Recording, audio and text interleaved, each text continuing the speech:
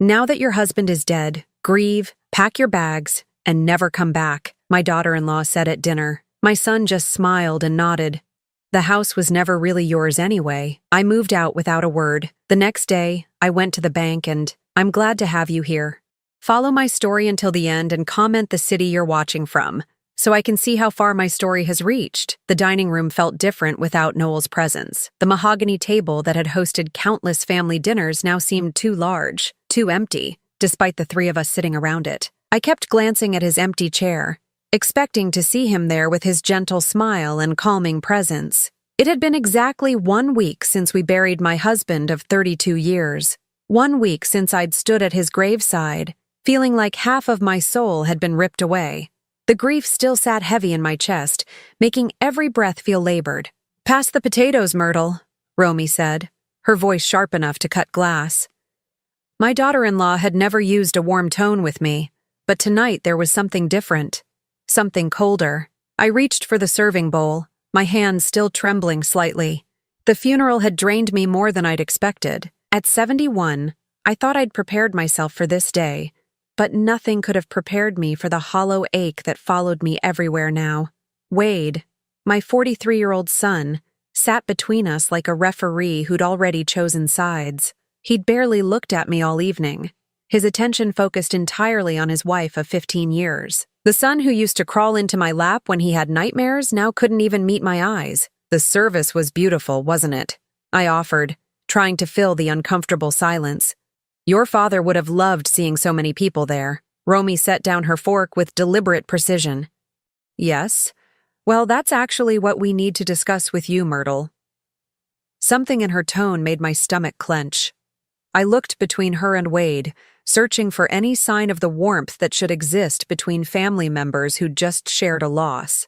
Instead, I found cold calculation in Romy's eyes and uncomfortable avoidance in my son's. "What do you mean?" I asked, though part of me already dreaded the answer.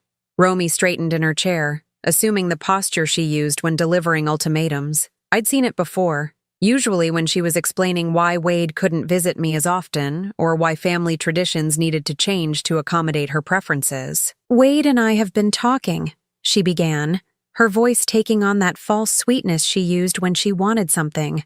"Now that Noel is gone, this house is going to be too much for you to handle alone." I blinked, confused. Too much? I've been managing this house for over 30 years. I know every creaky floorboard and temperamental faucet. That's exactly the problem, Romy continued, her mask of pleasantness slipping slightly. "You're not getting any younger, and maintaining a house this size is expensive. Wade and I think it would be best if you moved somewhere more suitable." The words hit me like a physical blow. Moved. This is my home. Noel and I built our life here. Wade grew up here.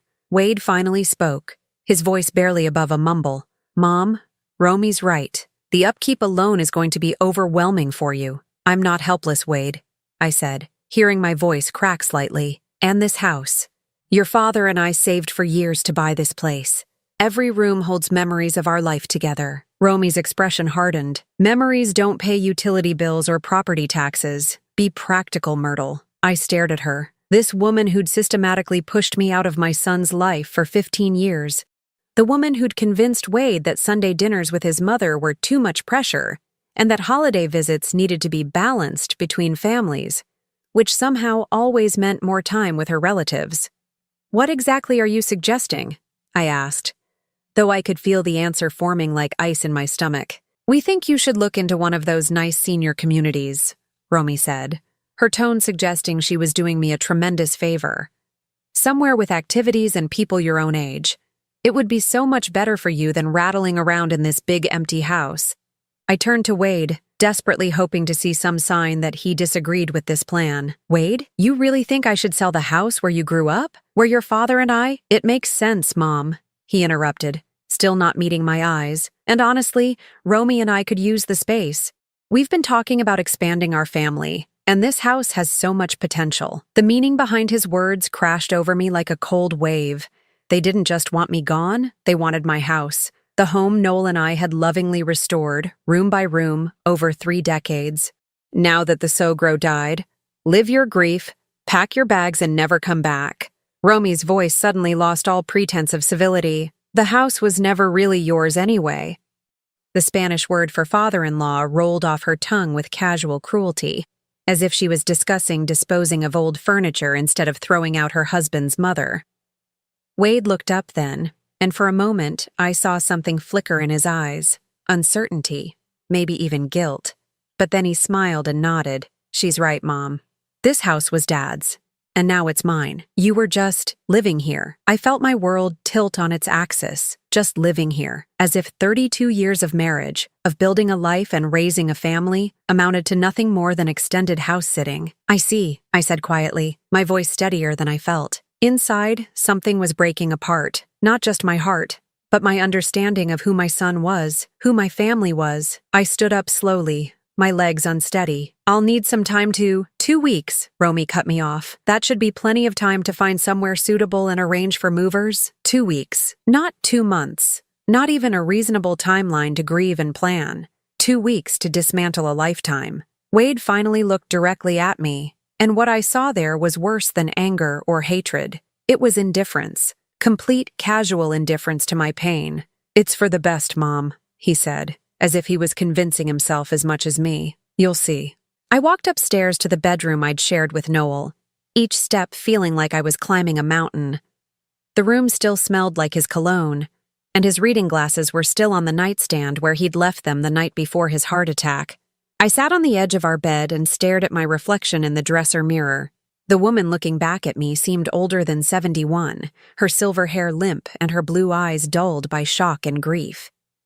In 2 weeks, I would have to leave this room where I'd said goodbye to Noel just 7 days ago.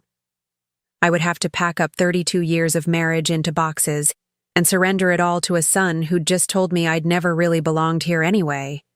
But as I sat there in the gathering darkness, something else began to stir beneath the grief and shock. A small, hard kernel of determination. Noel had always been the one who handled our finances, but he'd taught me to be thorough, to pay attention to details. Tomorrow I would start making arrangements. I would call the bank and begin the process of figuring out exactly what I was entitled to. Because if Wade and Romy thought they could just erase me from this family without consequence, they might be in for a surprise. The first thing I needed to do was understand exactly what Noel had left behind, and to whom. The morning sun felt different streaming through the kitchen windows as I sat alone at the breakfast table, nursing my second cup of coffee. 10 days had passed since that awful dinner, and the house felt like it was holding its breath, waiting for me to leave. Wade and Romy had already been by twice to assess the space, measuring rooms and discussing renovations as if I were invisible.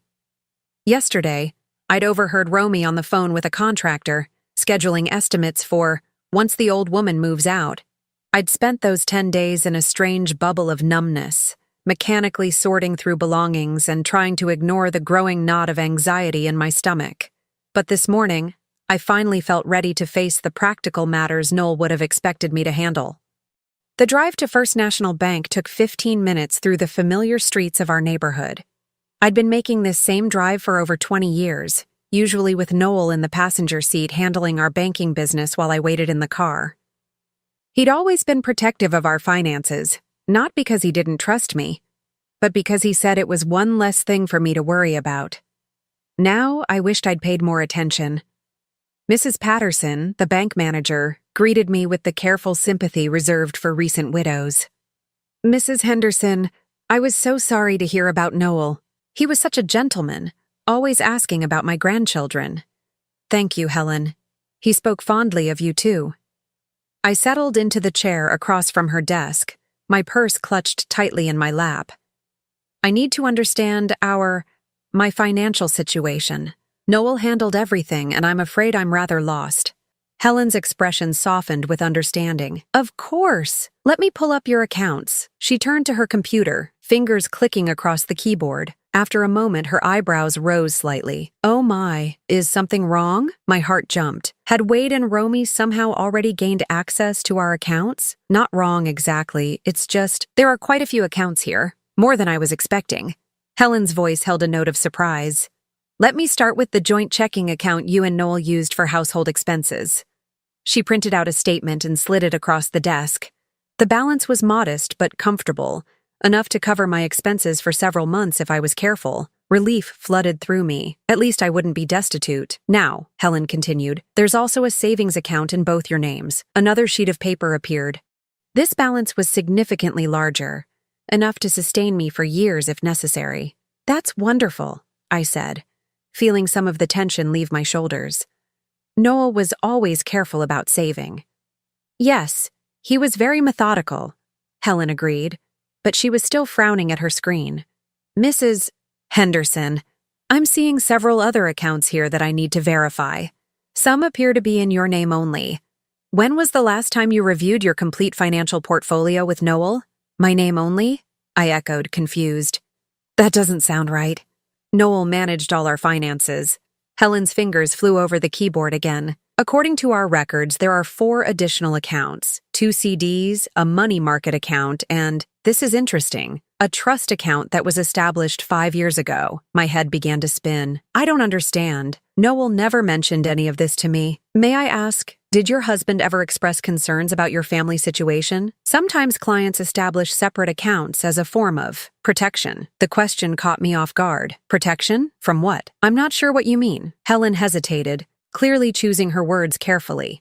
Sometimes when clients have complex family dynamics, perhaps concerns about inheritance disputes or external pressures, they take steps to ensure their spouse's financial security. I thought about Noel's behavior over the past few years.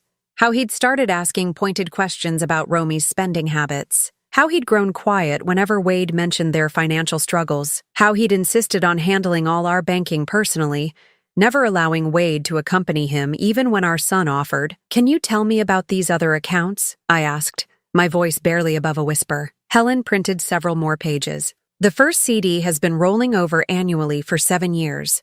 The second was opened 3 years ago. The money market account has been receiving automatic transfers from your joint checking account. Small amounts, $50 here and there, but over time. She handed me the statements. The numbers swam in front of my eyes. These weren't modest emergency funds. These were substantial amounts of money, enough to buy a house, enough to live comfortably for decades. How is this possible? I asked. I never signed anything. I never. Actually, you did, Helen said gently, pulling out a file folder. Your signatures are on all the paperwork. It appears Noel brought you in to sign documents, probably telling you they were routine banking updates or insurance forms. I stared at the papers she showed me. There was my signature, dated and witnessed, on forms I didn't remember signing. But looking at the dates, I could place some of them. The day we'd come in to update our address after the house numbers changed. The time we'd switched to a new type of checking account. He never told me what I was really signing. I whispered. It's not uncommon, Helen said carefully. Some spouses prefer to handle the details to avoid causing stress or confusion, and legally, everything is above board. These accounts are legitimately yours. I tried to process what this meant. While Wade and Romy were measuring my kitchen and planning their renovations, while they were treating me like a burden to be disposed of, I had resources they knew nothing about. There's one more thing, Helen said, her voice even more cautious now. The trust account I mentioned? It's been receiving transfers from a business account for the past 5 years, the Henderson Construction Trust. I believe that was your husband's company? Yes, but Noel sold the business when he retired. Wade said the money from the sale was barely enough to pay off debts. Helen consulted her screen again. According to our records, the business account is still active. There have been regular deposits and then transfers to your trust account. Mrs. Henderson, I think you need to speak with the business accountant. There may be more to your financial picture than you realize. I left the bank in a daze, my purse heavy with account statements and printouts. Instead of driving straight home, I pulled into the parking lot of a small cafe and sat in my car, reading through everything Helen had given me. The numbers didn't lie. Somehow, without my knowledge, Noel had been systematically protecting me. Every account, every investment, every trust fund was structured to ensure I would be financially independent. As I studied the trust account statements, a pattern emerged. The deposits corresponded with Wade's visits over the past 5 years. always larger amounts after Wade had asked his father for small loans, or when Romy had hinted about their financial struggles. Noel had been giving our son money, but he'd been protecting an equal or greater amount for me. As if he'd known that someday, I might need to stand on my own. My phone buzzed with a text from Wade. "Mom, Romy found a realtor to list the house. We can start showing it next week. Hope you're making progress on finding a place." I stared at the message for a long moment, then looked again at the bank statements in my lap. Wade and Romy were so confident, so certain they held all the cards. They had no idea that their careful plans were built on a foundation they didn't understand. Tomorrow, I would call the business accountant. I would find out exactly what else Noel had left behind. And then I would decide what to do with the knowledge that my husband had loved me enough to ensure I'd never be at anyone's mercy. The grief was still there, as fresh and sharp as ever. But underneath it, something else was growing, a quiet strength I hadn't felt in years. The accounting office of Morrison & Associates sat in a modest strip mall between a dry cleaner and a tax preparation service. I'd never been here before. Noel had always handled the business meetings himself, claiming it was boring paperwork that would only give me a headache. Now I understood he'd been protecting me from more than just tedium. Margaret Morrison looked to be about my age, with steel gray hair pulled back in a practical bun and kind eyes behind wire-rimmed glasses. She'd been handling Henderson Construction's books for over 15 years, and her expression when I'd called yesterday had been carefully neutral. "Mrs. Henderson," she said, gesturing to a chair across from her cluttered desk. "First, let me offer my condolences. Noel was a good man and an honest businessman. I'm going to miss our quarterly meetings. Thank you. I wish I could say I knew him as well in business as you did." I settled into the chair, my new bank statements tucked safely in my purse. "I'm trying to understand our financial situation, and the bank mentioned ongoing business income that I wasn't aware of." Margaret's eyebrows rose slightly. "You weren't aware? That's unusual.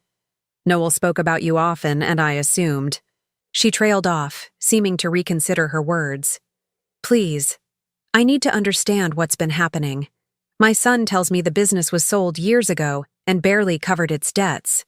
"Sold?" Margaret looked genuinely confused. "Mrs. Henderson. Henderson Construction wasn't sold. It was restructured." She turned to her computer, pulling up files. 5 years ago, Noel transferred ownership of the company assets into a trust, the Henderson Construction Trust. You're listed as the primary beneficiary. The room seemed to tilt slightly. "I'm the owner of the construction company? Well, the trust owns it, and you own the trust. It's been quite successful, actually. Your husband was very careful about the contracts he accepted after the restructuring. Smaller jobs, reliable clients, steady income rather than the boom and bust cycle of larger commercial projects." She printed out several pages and handed them to me. "These are the profit and loss statements for the past 5 years. As you can see, the company has been generating consistent revenue." I stared at the numbers, my hands trembling slightly. The annual profits were substantial, more than enough to explain the regular deposits I'd seen in the trust account statements. "But Noel retired," I said weakly.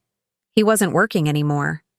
"He stepped back from the day-to-day operations, yes, but he maintained oversight and handled the larger strategic decisions. The actual construction work has been managed by Tom Bradley. I believe you know him?" I nodded. Tom had worked for Noel for over 20 years, starting as a young apprentice and working his way up to foreman. He'd been at the funeral, one of the few people there who'd seemed genuinely grief-stricken. "Tom has been essentially running the company for the past 5 years, Margaret continued. "Noel structured it so that Tom receives a percentage of the profits as a performance bonus, which has kept him motivated and loyal. It's been a very successful arrangement." Why didn't Noel tell me any of this? The question came out as barely a whisper. Margaret hesitated, clearly uncomfortable. "Mrs. Henderson, this might not be my place to say, but Noel was concerned about family pressures. He mentioned that your son had been struggling financially and that his wife had expensive tastes. Noel worried that if the family knew about the continued business income, there would be expectations and demands that might compromise your future security." The pieces were falling into place with devastating clarity. Every time Wade had asked his father for a loan, every time Romy had made comments about how comfortable we seemed, Noel had been calculating how to help our son without sacrificing my future independence. He was protecting me, I said, the words heavy with realization. He was protecting both of you in different ways, Margaret said gently. The loans he made to Wade over the years were substantial, but they came from the business operating account, not from your personal assets, and he was very careful to document everything properly. She pulled out another file folder. These are copies of all the loan agreements between the business and your son. Noel insisted on treating them as formal business transactions, with payment schedules and interest rates. I opened the folder with shaking hands. Page after page of loan documents, each one signed by both Noel and Wade. The amounts were staggering, tens of thousands of dollars over the past 5 years, supposedly for Wade's various business ventures and investments. Has Wade been making payments on these loans? I asked, though I already suspected the answer. Margaret's expression grew uncomfortable. The payment schedule shows significant arrears. As of last month, the outstanding balance with accumulated interest is approximately $87,000. The number hit me like a physical blow. Wade owed the family business, my business, nearly $90,000, while simultaneously claiming his father had left nothing but debts. What happens to these loan obligations now? I asked. They transfer with the business assets. As the new owner of the trust, you have the legal right to demand payment or restructure the terms as you see fit. I thought about Wade and Romy measuring my kitchen, planning their renovations, discussing when they could start showing the house. They were so confident, so certain they deserved everything Noel had built. There's one more thing you should know, Margaret said, her voice even more careful now. Last month, your son contacted me directly. He said that with his father's passing, he'd be taking over management of the business affairs. He asked me to prepare a transfer of ownership documents. And? I told him I'd need written authorization from the trust beneficiary. From you. He seemed surprised that you were involved in the business structure at all. So Wade had been planning to claim the business along with the house, assuming I was too grief-stricken and naive to understand what was happening. The betrayal cut deeper than I'd thought possible. Margaret, I need to ask you something confidential, I said. If I wanted to maintain the current business structure with Tom continuing to manage operations, would that be feasible? Absolutely. Tom has been hoping to hear from you, actually. He's concerned about the company's future and his own job security. If you're willing to maintain the status quo, I think you'd find him very reliable and grateful for the opportunity to continue. I gathered up all the papers, my mind reeling with the implications of what I'd learned. The business was mine. The substantial debt Wade had accumulated was real and legally enforceable, and neither he nor Romy had any idea that their plans were built on a foundation of lies and assumptions. I'd like to schedule a meeting with Tom as soon as possible, I said. And I want to understand all of my options regarding the outstanding loans. Of course. Shall I call Tom this afternoon? Yes, please. And Margaret. I'd appreciate it if this conversation remained confidential for now. Absolutely. Client confidentiality is sacred in this business. As I drove home, my phone buzzed with another text from Romy. Myrtle, the realtor wants to schedule a photographer for tomorrow. Make sure the house is clean and decluttered. First impressions matter for potential buyers. I stared at the message for a long moment before tucking my phone away without responding. Let them plan their photography session. Let them imagine their future in my house, spending money they thought they'd inherited. They had no idea that the foundation they were building their dreams on was about to crumble beneath them. That evening, I sat in Noel's study for the first time since his death, surrounded by his carefully organized files. Now I understood why he'd been so meticulous about record-keeping, why he'd insisted on proper documentation for every transaction. He'd been building a fortress around me, brick by brick, transaction by transaction. And tomorrow, I would start learning how strong those walls really were. Tom Bradley's weathered hands wrapped around his coffee mug as we sat in my kitchen the next morning. At 55, he still had the broad shoulders and calloused palms of a man who'd spent his life building things, but his eyes held a wariness I'd never seen before. "Mrs.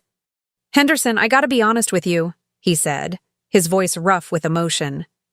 "I've been worried sick since Mr. Noel passed.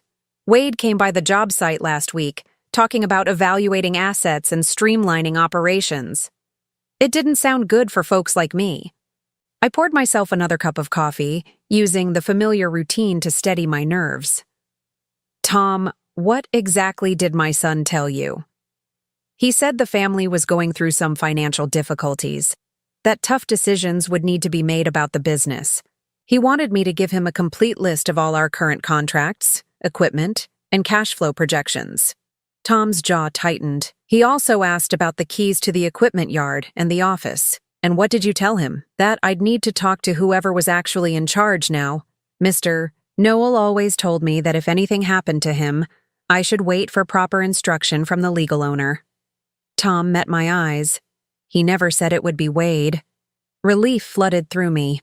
Noel had prepared for this scenario, ensuring that Tom would be a guardian of the business, rather than simply handing it over to anyone who claimed authority. "Tom, I need to share something with you, but I need your word that this conversation stays between us for now." His expression grew serious. "You have it, ma'am." I spread out the documents Margaret had given me the day before.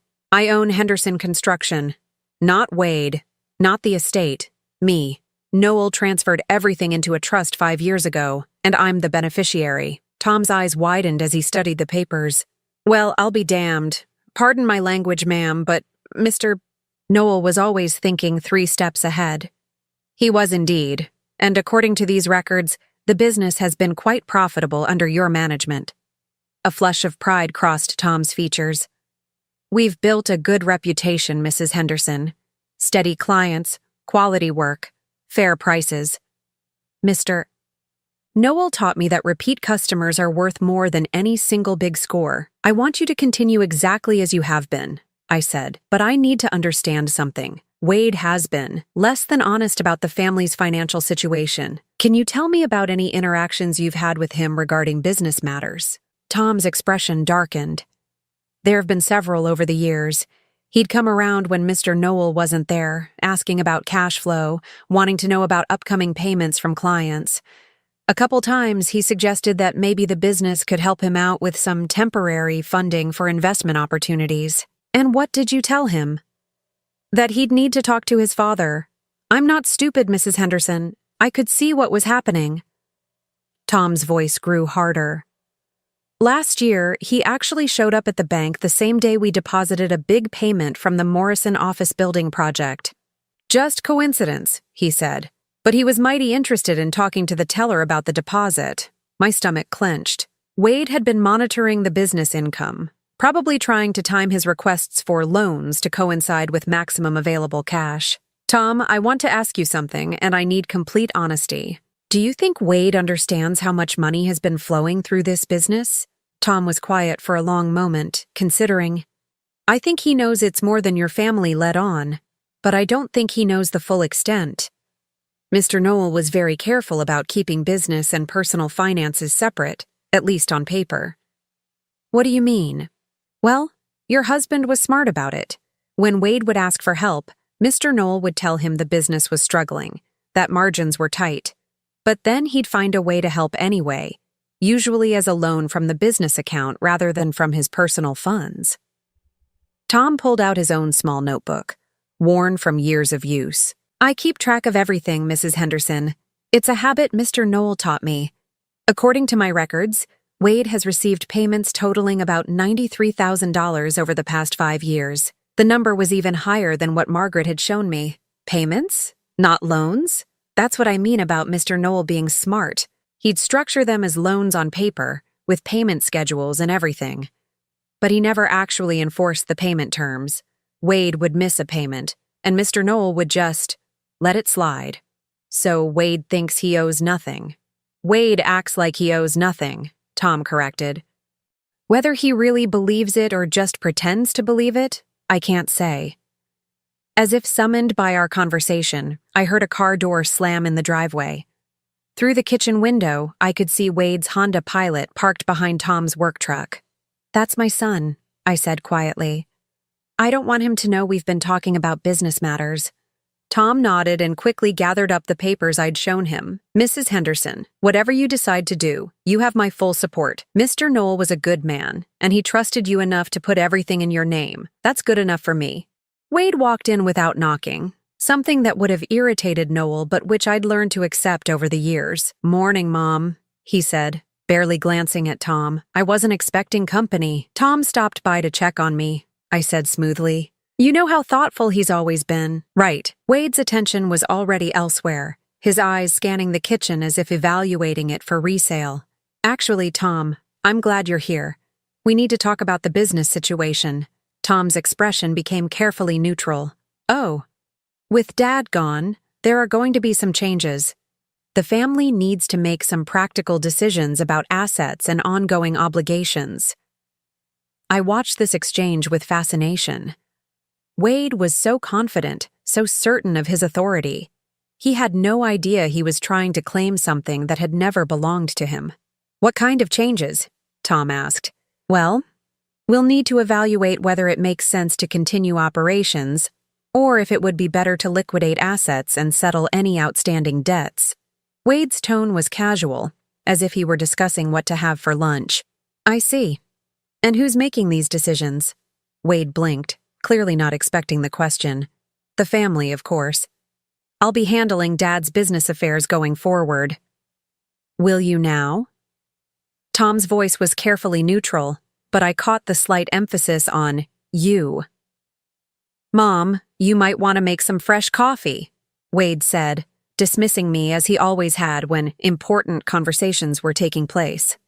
"Tom and I need to discuss some technical details." But I didn't move. For the first time in years, I stood my ground. "I'll stay, thank you. This is my kitchen, and Tom is my guest." Wade looked surprised, but shrugged. "Fine. Tom, I'll need you to prepare a complete inventory of all equipment, vehicles, and current contracts.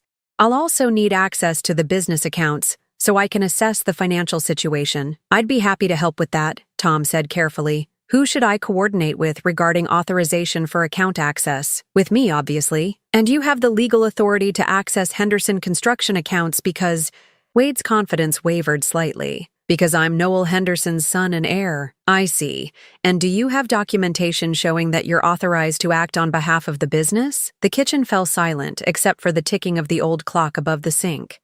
Wade's face was reddening, and I could see him struggling between irritation and uncertainty. "Look, Tom, I don't think you understand the situation here," Wade said, his voice taking on the condescending tone he used when he felt challenged. "This isn't a hostile takeover. I'm trying to clean up Dad's affairs and make sure everyone gets taken care of. But I can't do that if you're going to make things difficult." "I'm not trying to make things difficult," Tom replied evenly. "I'm just trying to understand who I'm supposed to be taking orders from. Your father was very clear about proper procedures and documentation." Wade turned to me, clearly expecting support. "Mom, explain to Tom that I'm handling Dad's business matters now." I looked at my son, this man who was planning to sell my house out from under me, who had accumulated nearly $90,000 in debt while claiming his father left nothing behind, and made my choice. "Actually, Wade, I think Tom is right to ask for proper documentation," I said quietly. "Your father was always very careful about these things." Wade stared at me as if I'd grown a second head. "What are you talking about?" "I'm talking about making sure everything is handled properly and legally. Surely you can understand the importance of that." For the first time since this conversation began, Wade looked uncertain, and watching that uncertainty creep across his features, I felt something I hadn't experienced in years: power. The phone call came at 7 in the morning, 3 days after my confrontation with Wade in the kitchen. I'd been expecting it. You can't question someone's assumed authority without consequences, especially when that someone is used to getting his way. "Mom, we need to talk. Now." Wade's voice was tight with barely controlled anger. "Romy and I are coming over. It's rather early, don't you think?" "This can't wait. We'll be there in 20 minutes. The line went dead before I could respond. I took my time getting dressed, choosing a navy blue dress that Noel had always said made me look dignified. If this was going to be a confrontation, I intended to face it properly. They arrived exactly 20 minutes later, Romy's heels clicking aggressively on the front porch. I opened the door before they could knock. maintaining the small advantage of being the hostess in my own home. "Good morning," I said pleasantly, as if this were a social visit. Romy pushed past me into the living room, her designer purse clutched like a weapon. Wade followed, his face grim. They both remained standing, positioning themselves between me and the door in what I recognized as an intimidation tactic. "Mom, I don't know what kind of game you think you're playing," Wade began. "But Tom Bradley called yesterday and said he can't provide me with business information without proper authorization. What did you tell him?" I settled into Noel's favorite armchair, the one with the best view of the room. "I told him to follow proper procedures. Your father would have expected that." "Proper procedures?" Romy's voice was shrill. "Wade is Noel's son and heir. What more authorization does anyone need?" "Legal authorization," I said calmly. "The kind that comes with actual ownership." Wade's eyes narrowed. "What are you talking about? Dad's will leaves everything to the family." "I'm the executor, which means I handle all the assets until probate is settled." "Actually, Wade, that's not quite accurate." I reached for the folder I'd placed on the side table, the one containing all the documents Margaret Morrison had given me. Wade and Romy both tensed as I opened it. "Your father's will does indeed leave his personal possessions and this house to the family," I continued, "but Henderson Construction isn't part of his estate. It hasn't been for 5 years. "What are you talking about?" Wade demanded. I pulled out the trust documents and set them on the coffee table between us. "Henderson Construction has been owned by the Henderson Construction Trust since 2019. I am the sole beneficiary of that trust." The silence that followed was deafening. Romy reached for the documents first, her manicured fingers shaking as she scanned the legal language. Wade read over her shoulder, his face growing pale. "This is impossible," Romy whispered. "You don't know anything about business. You never even balanced a checkbook." "You're right, I didn't. Your father handled all of that. But apparently, he understood things about our family situation that I was too naive to see." Wade sank onto the sofa as if his legs had given out. "But the business was struggling. Dad always said margins were tight, that there was barely enough to keep operations running. The business has been quite profitable, actually. Here are the financial statements for the past 5 years. I handed him another set of papers. Watching Wade's face as he processed the numbers was like watching someone realize they'd been playing chess while everyone else was playing checkers. "These profits," Wade's voice was barely audible. "Where did this money go?" "Some of it went to you, Wade. Quite a lot of it, actually." I pulled out the loan documentation. $87,000 over 5 years, to be precise. Romy grabbed the loan papers, her eyes scanning frantically. "These say loans. Wade, you told me those were gifts. You said your father was helping us get established." "They were gifts," Wade said, but his voice lacked conviction. "Dad never asked for payments. He never even mentioned payment schedules." "Actually, he did," I said quietly. "Margaret Morrison has copies of every conversation, every missed payment, every time your father chose to extend the terms rather than demand what you owed." I watched as the reality of their situation began to sink in. Wade had built his financial life on the assumption that his father's generosity would continue indefinitely. He'd probably borrowed against those expectations, made commitments based on money he thought was his. "But this doesn't change anything," Romy said suddenly, her voice taking on a desperate edge. "The house still goes to Wade. That's worth more than some little construction business." "Is it?" I asked mildly. Romy's eyes flashed with something between anger and panic. "Don't play games, Myrtle. This house is worth at least $400,000. "You're right. It's a lovely property. Of course, there is the matter of the mortgage." Wade looked up sharply. "What mortgage? Dad said the house was paid off." "It was. But 18 months ago, your father took out a home equity loan. Quite a substantial one, actually." I pulled out the final set of documents, the ones I'd discovered in Noel's study just yesterday, filed carefully in a folder marked Emergency Funds. "A home equity loan for $350,000, I continued. "The proceeds were transferred into the Henderson Construction Trust account, which means they became part of my inheritance." Romy's face went white. "That's not possible. We would have known. We would have had to sign." "Your father was the sole owner of the house at the time," I interrupted. I was listed as a spouse with rights of survivorship, but not as a co-owner. He didn't need anyone else's signature. Wade stared at the loan documents like they were written in a foreign language. But why would he do this? Why would he mortgage the house just to put money in a business account? For the first time since this conversation began, I allowed my carefully controlled emotions to show. Because he was protecting me, Wade. He was making sure that no matter what happened, I would have financial security. Protecting you from what? Wade's voice was hoarse. From this, I said, gesturing to the scene in front of me. From being thrown out of my own home by family members who saw me as a burden instead of a person. From being left with nothing while everyone else claimed what they thought they deserved. Romy's composure finally cracked completely. You manipulated him. You convinced a dying man to change everything. Your father wasn't dying when he set up these trusts, Romy.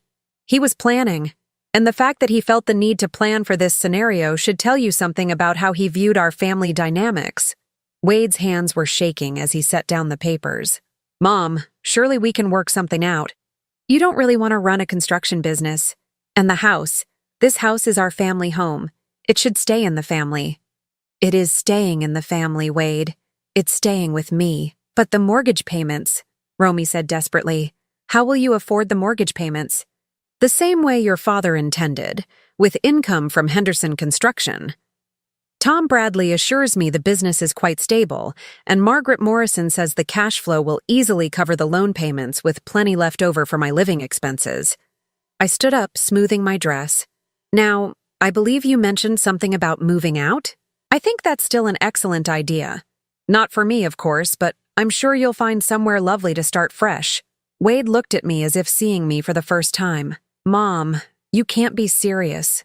After everything Dad did for you, everything our family means, your father did do everything for me, I interrupted. He loved me enough to make sure I'd never be at anyone's mercy, including my own son's. And now I understand just how much I needed that protection. Romy was already at the door, her face twisted with rage and disbelief. This isn't over, Myrtle.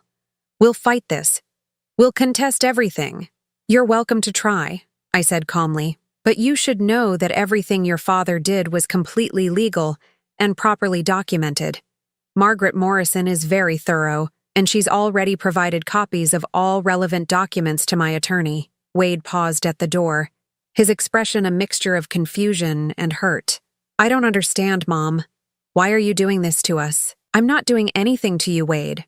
I'm simply refusing to let you do it to me. After they left, I sat alone in the sudden quiet of my house, and felt something I hadn't experienced in decades. For the first time since I was a young woman, I was completely financially independent.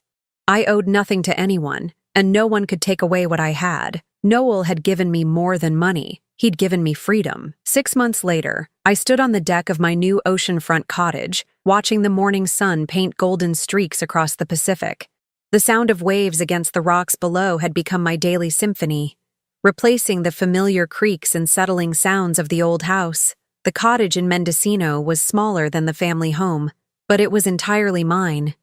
Every piece of furniture, every decorative choice, every room reflected my taste rather than compromises made over 32 years of marriage. I'd discovered, to my surprise, that I had excellent taste when nobody else was offering opinions. Henderson Construction continued to thrive under Tom Bradley's management. He called every Friday afternoon to update me on current projects and upcoming contracts, and quarterly profits were deposited directly into my account. I'd kept my promise to maintain the business exactly as Noel had structured it, and everyone involved seemed happier for the stability. The cottage had been an unexpected discovery. While researching properties in coastal California, I'd learned that Noel had purchased it 3 years ago through the construction trust. Margaret Morrison had found the deed while organizing business assets, along with a note in Noel's handwriting, for Myrtle's retirement, when she's ready for ocean air and no schedule but her own. Even in death, my husband was still taking care of me. This morning was special, though. My lawyer was coming by to finalize the last piece of business from my old life. Wade and Romy had indeed tried to contest the trust arrangements, hiring an expensive attorney who specialized in elder law and financial exploitation cases. It hadn't gone well for them. The investigation had revealed that not only were all of Noel's financial arrangements completely legal and properly executed, but Wade's debt to the business was actually larger than anyone had initially calculated. Interest and penalties brought the total to just over $96,000. The doorbell rang at exactly 10 o'clock. James Patterson, no relation to Helen from the bank, was a precise man who believed punctuality reflected character. He'd been representing me since this whole mess began, and his calm competence had been invaluable during the more stressful moments. "Good morning, Myrtle," he said, settling into the comfortable chair by the window that had become his usual spot during our meetings. "I have the final settlement agreement for your review. I poured coffee from the French press I'd learned to use, another small freedom in my new life, and sat across from him. How did they take the final terms?" James's expression suggested controlled amusement. "About as well as you'd expect. Wade's attorney spent considerable time arguing that family obligations should supersede business contracts, but ultimately the law is quite clear on debt obligations." He handed me the settlement documents.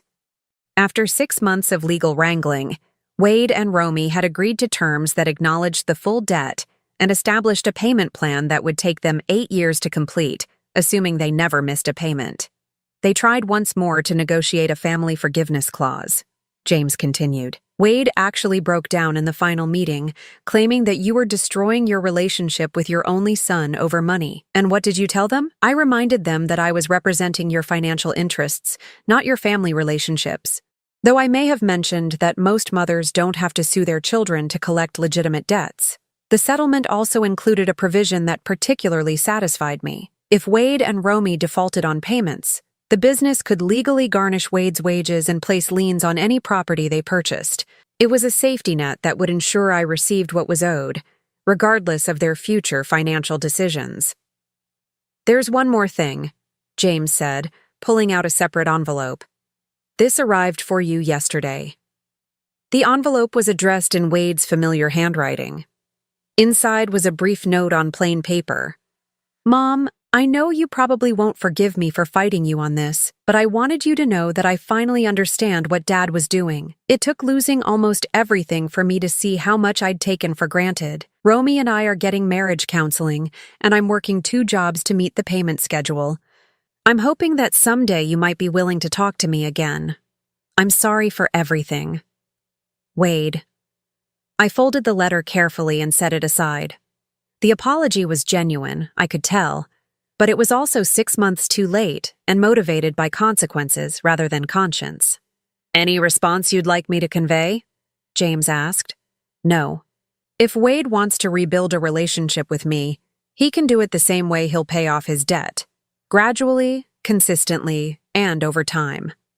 After James left, I took my coffee out to the deck and read Wade's letter again. The grief was still there, not just for Noel, but for the son I'd thought I'd raised and the family relationships I'd believed were real. But underneath the sadness was something stronger, a deep satisfaction that I'd stood up for myself when it mattered most. My phone rang, interrupting my thoughts. The caller ID showed a number I didn't recognize, but something about it seemed familiar. "Hello? Mrs. Henderson? This is Linda Morrison, Margaret's daughter. I hope you don't mind me calling." I did remember Linda, a nurse who worked at the regional hospital. Margaret had mentioned her occasionally during our meetings. "Of course not, dear. How can I help you?" "Well, it's actually how you might help us. Mom told me about your situation, about how you had to rebuild your life after family difficulties. I'm starting a support group for women who've had to deal with financial manipulation by family members, and I wondered if you might be willing to share your experience." The request caught me off guard. I'm not sure I'd know what to say. You'd be surprised how many women find themselves in similar situations. Adult children who feel entitled to their parents' assets, spouses who hide financial information, family members who mistake kindness for weakness. Your story could help other women understand their rights and find the courage to protect themselves. I thought about this for a moment, watching a pelican dive for fish in the bay below. 6 months ago, I'd been a grieving widow facing homelessness at the hands of my own son. Today, I was financially independent, living exactly where I wanted to live, accountable to no one but myself. "When would you like me to speak?" I asked. "Really? You'll do it?" "I think I will, but not about revenge or legal battles. I want to talk about the difference between being a loving family member and being a doormat, about the importance of understanding your own financial situation, about the gift Noel gave me when he protected my future, even from our own son." We scheduled the speaking engagement for the following month. After hanging up, I realized that helping other women navigate similar situations felt like a purpose, a way to honor both Noel's protection and my own hard-won independence. That evening, I did something I'd started doing every night since moving to the cottage. I sat on my deck with a glass of wine and watched the sunset, taking time to appreciate the simple fact that this view, this peace, this freedom was entirely mine. No one could take it away from me. No one could vote me out of my own life. No one could decide I was disposable. The cottage was quiet except for the ocean's rhythm and the distant call of seabirds settling in for the night. Tomorrow, I would tend to my garden, maybe drive into town for lunch at the little bistro where the owner always saved me the table by the window. Simple pleasures that belonged entirely to me. Wade's debt would be paid eventually, whether he managed it responsibly or the business had to garnish his wages. The legal settlement ensured that justice would be served regardless of his choices. But the real victory wasn't financial. It was the knowledge that I'd found the strength to demand the respect I deserved. As the last light faded from the sky, I raised my glass in a silent toast to Noel, wherever he was. He'd loved me enough to ensure I'd never be helpless, never be dependent on the mercy of people who saw me as expendable. And he'd loved me enough to make sure that when the test came, I'd have everything I needed to pass it. The ocean continued its eternal conversation with the shore, and I sat in my own home, on my own deck, living my own life, finally understanding what freedom really meant. It meant never again having to beg for a place at a table that should have been mine by right. It meant peace. Now, I'm curious about you who listened to my story. What would you do if you were in my place? Have you ever been through something similar? Comment below.